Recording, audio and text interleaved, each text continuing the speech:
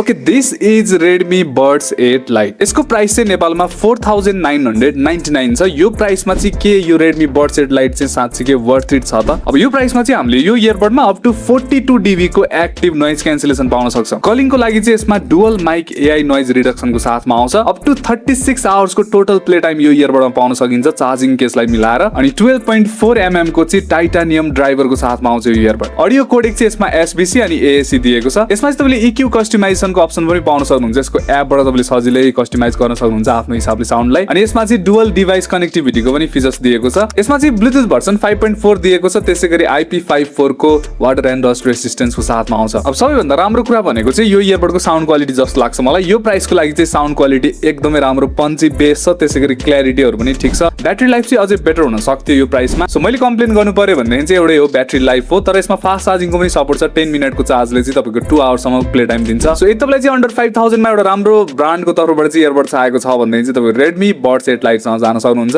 यदि युज गरिरहनु भएको छ भने चाहिँ तपाईहरु एक्सपीरियन्स पनि मलाई शेयर गर्न सक्नुहुन्छ। बाकी यस्तै भिडियोको लागि चाहिँ मलाई फलो गर्न चाहिँ नबिर्सिनु होला।